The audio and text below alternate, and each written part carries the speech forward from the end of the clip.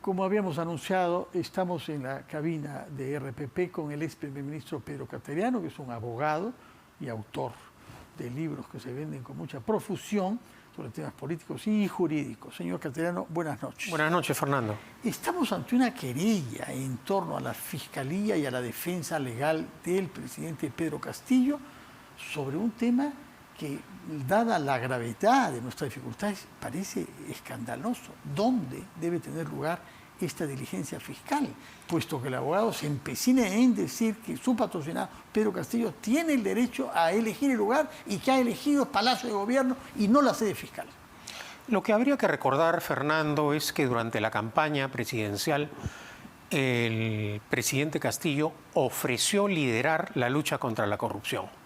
Y hoy en día lo que vemos es una traición a ese compromiso que no solo era electoral, sino fundamentalmente ético. La conducta procesal del presidente Castillo es de una ya no solo clara obstrucción de la acción de la justicia, sino también está usando el poder político, por ejemplo, para a través de personas cercanas a él, dinamitar la imagen de la fiscal de la Nación, es decir, atacarla políticamente.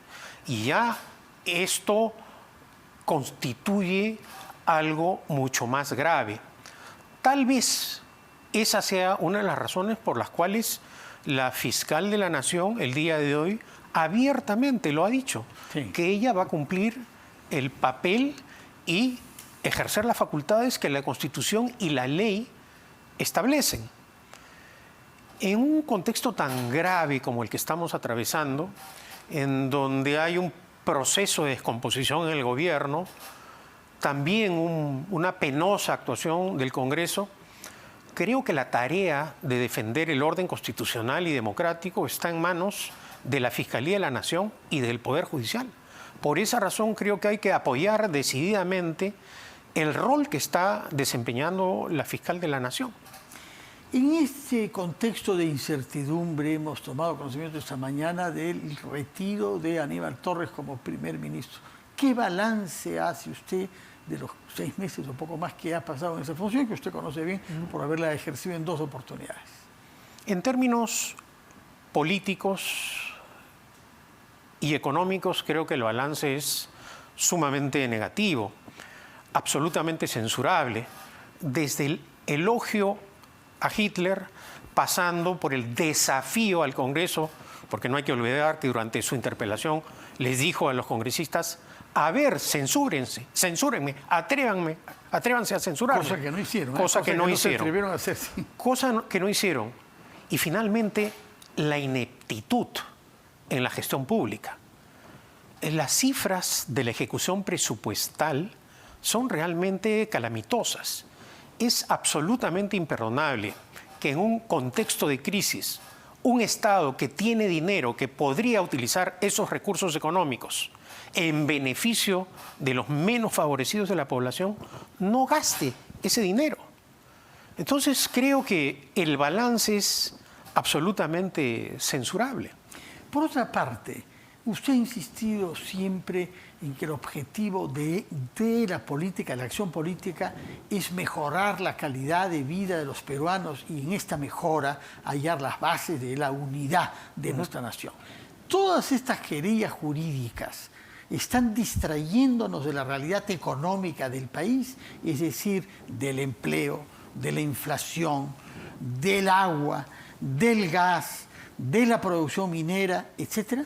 Sin duda alguna, pero yo quisiera agregar lo siguiente, Fernando.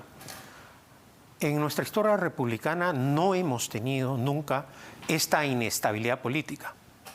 En un año, 5 presidentes del Consejo de Ministros, 59 ministros de Estado. Lo que debemos preguntarnos: ¿son los presidentes de los consejos de ministros que han caído, son los 59 exministros los responsables? ¿O el problema principal es la permanencia en el cargo de un presidente que ya no está gobernando para todos los peruanos, que simplemente se dedica a obstruir la acción de la justicia y que hoy en día ya vergonzosamente usa el poder político para intentar atacar a la autoridad fiscal. Entonces creo que no hay que dejar de lado este aspecto. Ahora, lo otro es absolutamente imperdonable. Este gobierno, desde su inicio, ha atacado de manera sistemática a la empresa. Lo hemos visto sucesivamente con todos los presidentes del Consejo de Ministros. Claro, iniciaron el ataque a la minería Guido Bellido y Mirta Vázquez, pero durante la gestión del presidente Torres, la inacción fue total en casos como el de Las Bambas, por ejemplo. Entonces debemos preguntarnos lo siguiente: ¿cómo en un momento en donde el mundo entero reclama gas, petróleo y minerales, nosotros, teniendo reservas de gas, teniendo petróleo y minerales, simplemente hemos renunciado a la exploración y a la explotación de estos recursos naturales que el mundo entero demanda? Ahora, de la noche a la mañana no se van a solucionar los problemas. Nadie lo ha exigido. Pero, por ejemplo, vemos el abandono de los más pobres del Perú. El compromiso del presidente Castillo, y uno de sus lemas de campaña, fue: no más pobres en un país rico. Nosotros, Fernando, solo superamos en cobertura de agua potable a República Dominicana y Haití. Ya ha transcurrido un año y sobre este tema que demandan los sectores menos favorecidos del país no hemos escuchado nada, ni del gobierno. ¿Hemos escuchado algo respecto a lo que hizo la cuñada de Pedro Castillo en un distrito de Chota, ¿no? Querer ella sustituirse a la autoridad pública para garantizar saneamiento a la gente local? Bueno, hemos visto ese triste espectáculo, ¿no? Y el día de ayer una condena al tercer vicepresidente de la República, aparentemente también por un tema vinculado al agua. Pero a lo que yo voy es a tomar decisiones sensatas, sin prejuicios ideológicos y políticos, para solucionar problemas. Uno llega al gobierno para eso, para arreglar los problemas de la gente, no para estar en este ambiente de absoluta anarquía. Ahora, usted dice que el obstáculo principal para que el dinero público y la energía pública se oriente a mejorar la calidad de vida de la gente es el presidente Castillo. En consecuencia, cabe preguntarse cuál es la manera más rápida y más constitucional de poner un término anticipado a sus funciones. Yo creo que hay que respetar la tarea de la fiscal de la Nación y que si la doctora Benavides encuentra alguna responsabilidad penal y pide una restricción, llámese arresto domiciliario o impedimento de salida del país, habrá que acatar esa decisión y, naturalmente, forzar la renuncia del presidente Castillo. ¿Cómo? ¿A través de qué mecanismo constitucional? Yo creo que a través de una inhabilitación. Acá se ha dicho que para las autoridades no electas no se aplica esa norma. Pero el día de ayer, Fernando, se tuvo un ilustrativo debate en esta mesa. Y ahí hay un razonamiento jurídico que tiene un sustento. Cuando la norma local, es decir, la ley nacional, no coincide, no concuerda con los compromisos internacionales, es decir, con los tratados internacionales que forman parte de nuestro ordenamiento jurídico, la norma nacional se tiene que adecuar a la internacional. Y la ley internacional no distingue entre autoridad electa o nombrada cuando se trata de lucha contra la corrupción. Está refiriéndose al convenio de la ONU sobre la lucha contra la corrupción que el Perú ha firmado voluntariamente. Exactamente.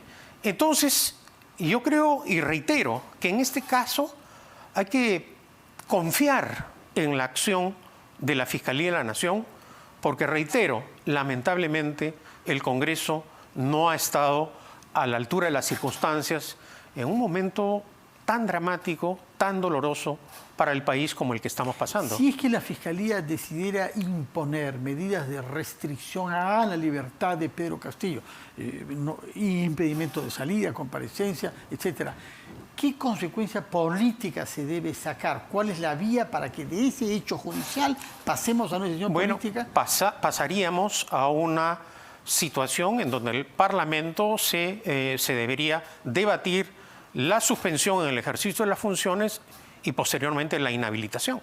Suspensión, ¿basado en qué artículo de la Constitución? Bueno, de memoria no tengo el número del artículo, pero la Constitución establece que para casos de funcionarios hay la posibilidad de la inhabilitación, específicamente en el caso de presidente de la República.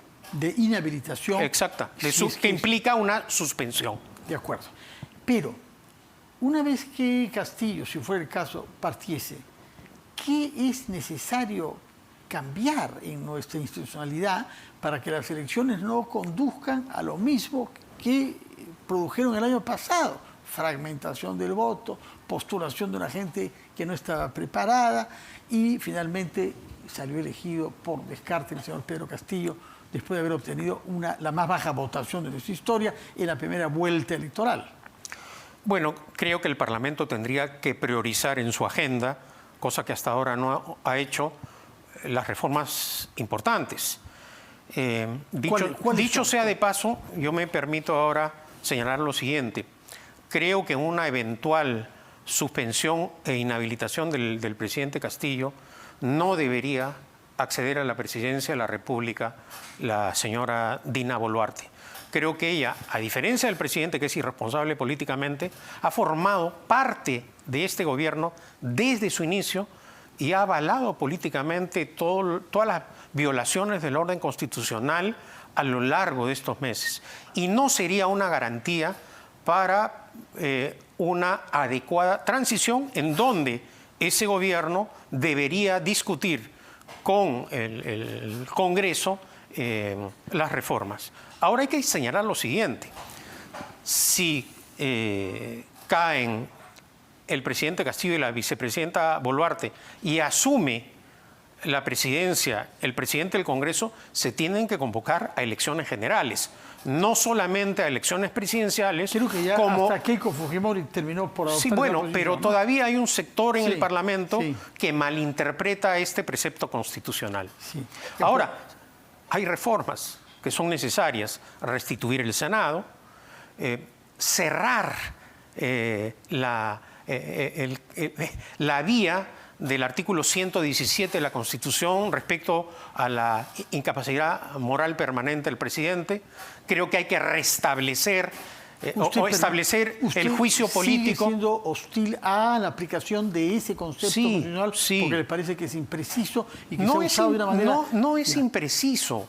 Cuando se elaboró ese artículo constitucional, y podemos revisar el debate, no solo del último Congreso Constituyente, sino los precedentes, este artículo se consagró para lograr la estabilidad política del país. En ningún momento tampoco el objetivo fue garantizar una impunidad en favor del presidente. Tampoco podemos interpretar este artículo aisladamente, sino... El de la vacancia por incapacidad moral. Exactamente. Pero si le parece preciso y definido con esa función, ¿por qué se opone a su uso en este caso?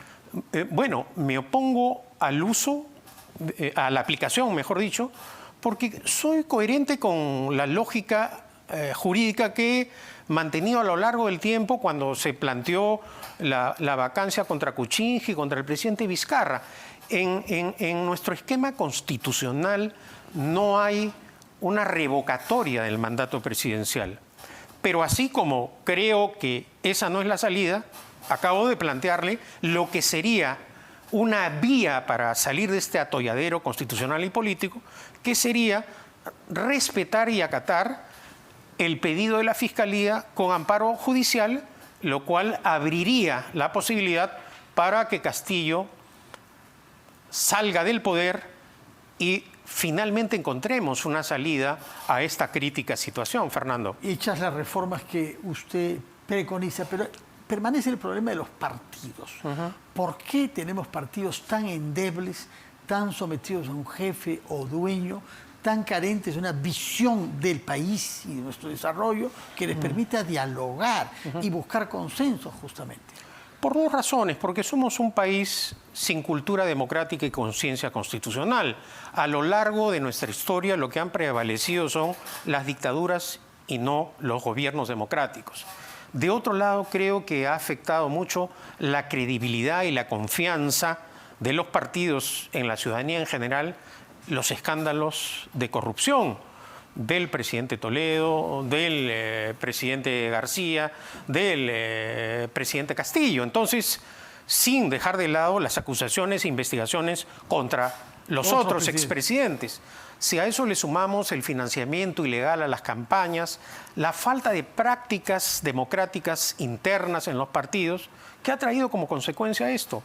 Que tengamos agrupaciones sin doctrina, sin ideología, sin programas de gobierno, sin cuadros técnicos. El ejemplo más ilustrativo es el actual partido de gobierno. Perú Libre fue el vientre de alquiler de Pedro Castillo para llegar a la presidencia, sin ninguna preparación, y estamos viendo los calamitosos resultados. De buena parte de nuestros males. Muchas gracias, Pedro Castellano, por estar acá, por sus explicaciones. Permítanos ir rápidamente, luego de ser